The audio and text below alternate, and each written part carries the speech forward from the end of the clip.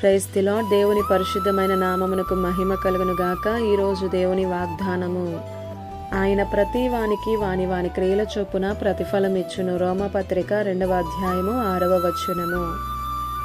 ఈ ఉదయకాల సమయంలో న్యాయవంతుడైనటువంటి యేసయ్యే మనందరితో మాట్లాడుతున్నాడు. ఆయన ప్రతి వానికి వాని వాని క్రియల చొప్పున ప్రతిఫలం ఇచ్చును అని.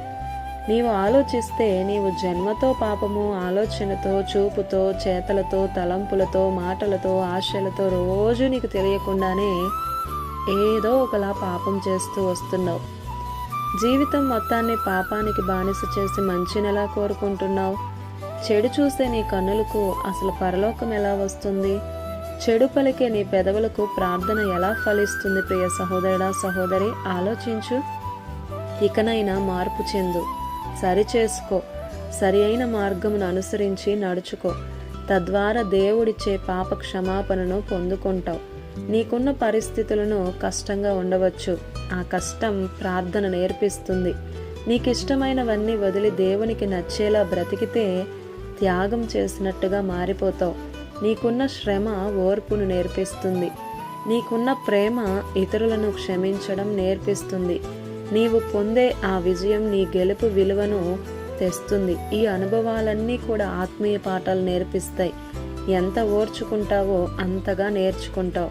నీకైనా నాకైనా సమస్త మానవాళికి దేవుడైన యేసుక్రీస్తు దగ్గర చాలా పెద్ద చాట ఉన్నది. ఆ చాటతో దేవుడు మనల్ని జల్లెడ పడతాడు. మనలో పొట్టు వంటి జీవితం ఉంటే మనము గాలికి కొట్టుకొని పోయి నిత్య నరకంలోనే పడతాం. అక్కడికి వెళ్ళి కేకలు వేసి ఏమీ ప్రయోజనం లేదు.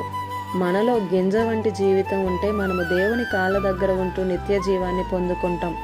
అతి చిన్న విషయానికి కూడా దేవునికి కృతజ్ఞత కలిగి జీవించడమే మనకు మేలు. నీ ఒంటరి కష్ట సమయాన్ని దేవునితో గడుపు. ఎవరికి చెప్పలేని బాధ ఆయనతో చెప్పుకో. మన దేవుడు వింటాడు. మన దేవుడు మనతోనే ఉంటాడు. మన దేవుడు చూస్తున్నాడు.